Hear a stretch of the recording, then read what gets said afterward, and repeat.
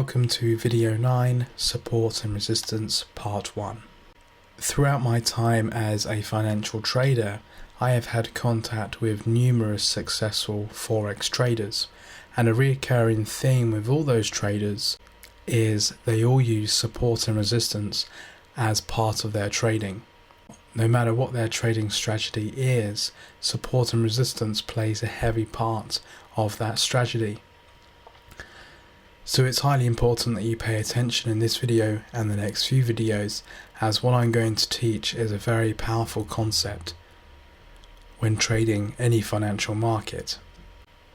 Support and resistance are zones within financial markets where price could reverse. There are 4 types of support and resistance I will be covering in this video and the next 3 videos, and that is horizontal support and resistance, dynamic support and resistance, channel support and resistance, and trend support and resistance. In this video we're going to start at the top of the list, horizontal support and resistance. But first of all, what is support and what is resistance?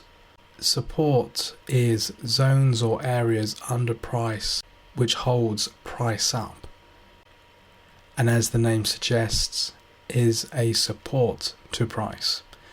Support areas can also be referred to as floors. Resistance is zones or areas above price that stops price pushing any higher, and as the name suggests, once again, it acts as a resistance to price. Resistance can also be referred to as ceilings. Here we have a support level where price continually reaches this level and is rejected,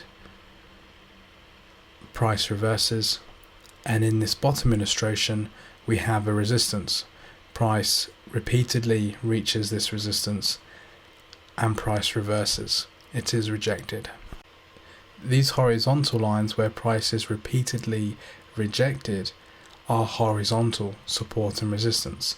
They're horizontal zones or areas within financial markets where price can reverse repeatedly. So here's a basic illustration of a resistance in financial markets. The resistance has been marked by this red horizontal line. Price comes up, it is rejected, price comes up again and is rejected again. And this is the very basics of support and resistance. This illustration could easily be flipped upside down. We could have a horizontal support and price being rejected off that support. And I'll show you some demonstrations of this on a real life price chart. But before I do that, it's important that you understand what happens when a support or resistance is broken, because obviously this horizontal resistance will not always be a resistance. At some point price is going to close above this resistance level, or we may have a strong support, but eventually that support will break and price will close below that support. More often than not, when a resistance is broken in financial markets, that resistance will then act as a support, and when a support level is broken in financial markets, that will then act as a resistance. Going back to the concept that support are floors and resistance are ceilings, if we take a block of flats or a block of apartments as an analogy, when we move up that block of flats or block of apartments, our ceilings become floors. When we move down that block of flats or apartments, our floors become ceilings. So on this illustration in front of me, price comes up and reverses. We have a horizontal resistance. Price goes up again, is rejected and comes back down. So we have a strong horizontal resistance. Eventually price breaks through this resistance and closes above the resistance level. Now this resistance is a support. The ceiling has become a floor. As price comes back down, price is rejected and reverses. The resistance has become a support. Let's look at some real life price charts and let me demonstrate this further. This is a daily chart of the pound against the dollar. Price is clearly uptrending, but on this chart we have a very good example of resistance and then resistance turned support. Price is uptrending, we have a push, a pullback, a push, a pullback. We have this push, price is rejected, it reverses, it pulls back. We have this second push and price is rejected again at this same level. Let's mark that as a resistance. So we have two rejections on this resistance level, and then price eventually breaks out and moves above this resistance. You'll then notice that this resistance has turned support. Price comes down to this resistance, turns support, and is rejected. It comes down a second time and is rejected. And you'll notice that price is now steadily making its way back down to this support. So we may see a third time that price comes down and is rejected. Let's look at an hourly chart of the pound against the dollar. On this chart we have a clear example of support turned resistance. Price comes strongly on the downside and then reverses. We could mark this area as a potential support.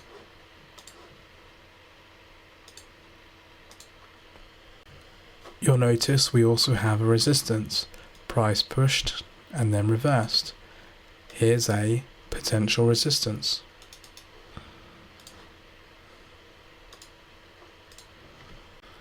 When price reached this resistance a second time, once again it was rejected and went on the downside. Our support wasn't held, but price closed below the support, and our support has become resistance. Price came up to this previous support level and was rejected. So how do we trade horizontal support and resistance? Going back to Japanese candlesticks, I mentioned pin bars and engulfing candles are strong signals and should be used to open and close positions in the forex markets. If we had marked this resistance when price came up and was rejected, when it came up a second time, we have a very strong bearish engulfing candle just here.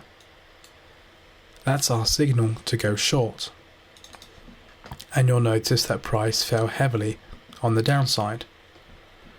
Once again, if we had marked this support where price came down and was rejected, when this support was broken and price closed below this support,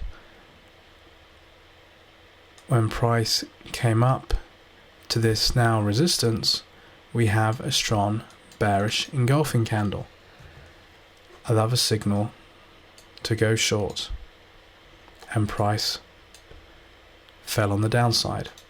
Let's go back to the daily chart. If we mark this resistance,